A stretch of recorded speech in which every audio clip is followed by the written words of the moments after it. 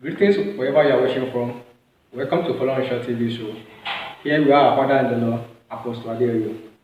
We have to have you here, sir. Thank you very much. We have some questions here which our brother-in-law are curious to know, sir.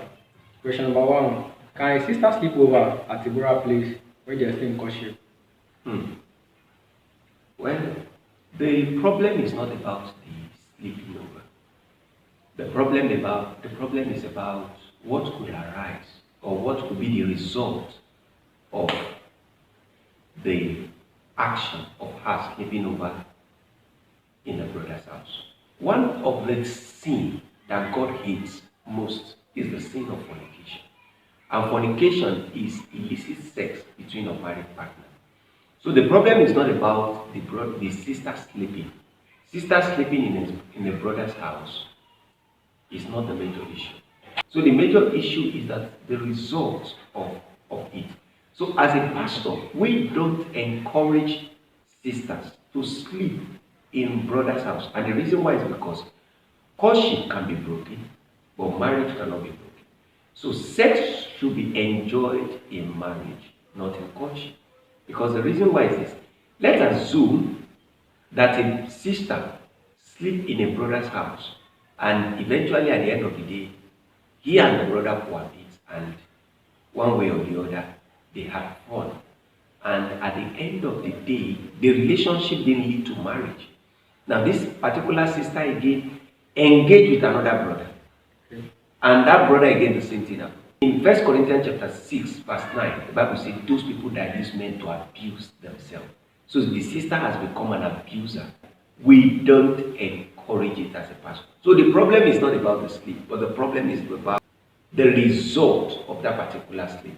So maybe you are a sister out there, you are watching out there, you have been sleeping in your fiance's house.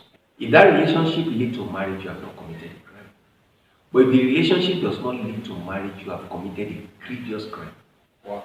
And that is what? That's what called fornication. So you have been fornicating all. So which means that it is better for the sister not to be sleeping so that his self-worth will not be taken lightly. You know, when you are sleeping in a brother's house, one way or the other, you begin to devalue yourself little by little. So it is better for you to have that self-dignity in you than for you to sell yourself cheap. And at the end of the day, it will lead to marriage. Because why I'm saying this one is because most of the situations I've seen, 60 to 70% don't usually lead to marriage. 60, if not 60, at least 50% don't usually lead to marriage.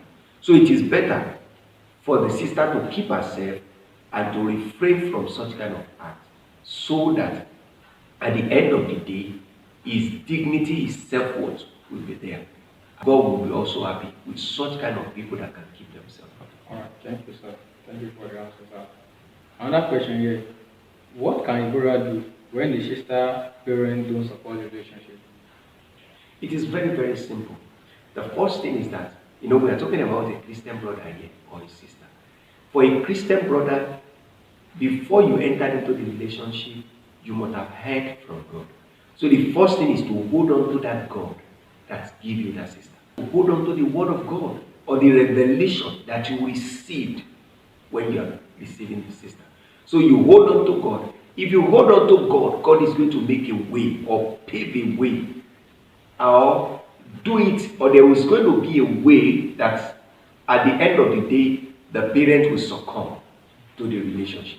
That's number one. Number two is that if you are a Christian brother, one way or the other, you find yourself in an environment where you surround yourself with either leaders in the church. Sometimes, when the parents don't support, you have leaders in the church that you can speak to. And some of those leaders, God has placed them there in order for such kind of a situation. So they are going to work hand in hand together and make sure that relationship work. And God is going to use those leaders. So that's why it is advisable you are obedient and you are committed to where you are going, even as a church. So in such kind of a situation, the brother can approach the leaders in the church, and by the help of the leaders, God can use it to work something. So I want to encourage some people who are passing through such kind of situation. You can be a lady, you can be a man. It's not a time to fight. You don't fight. You don't fight your own not to be. Either you're a lady, you don't fight. What you just to do, hold on to God, continue praying, and then get your leaders, let your leaders also intervene in the case, and you're going to see a change. Thank you for the question, for the answer, sir. Another question here. What can you do when you discover the lady you receive is your friend ex? The lady you receive as a brother, Yes. you now discover is your friend ex. All right, possibly, I'm not saying this cannot happen. Yes, of course it can, because the reason why is because the lady might have been in the world before, of course, before giving her life to Christ, even your friend, and eventually maybe it was because of salvation experience that broke the relationship with that friend, and eventually at the end of the day, time to marry now, they come in contact with you, and you now discover that that lady is your friend. Now, if God is the one giving you the lady, you have a conviction, and then number two, you are contented with the lady and his character, you can go ahead with the relationship. There's no problem. But one thing is this: you must take your relationship away from that your friend. I know somebody may be passing through such kind of a thing. Don't permit an ex in the circle or in the circumference of your relationship, because an ex can use the power of ex to break in and to affect your relationship. That your friend has to be excluded from your relationship and from your family, either you like it or not, no matter what whatsoever. In fact, there are some times that you keep your wife or your let me not say wife now, your fiance away from it. And even if you end up marrying that particular lady, because one thing is this: what God says about you is most final. So it is better you choose one.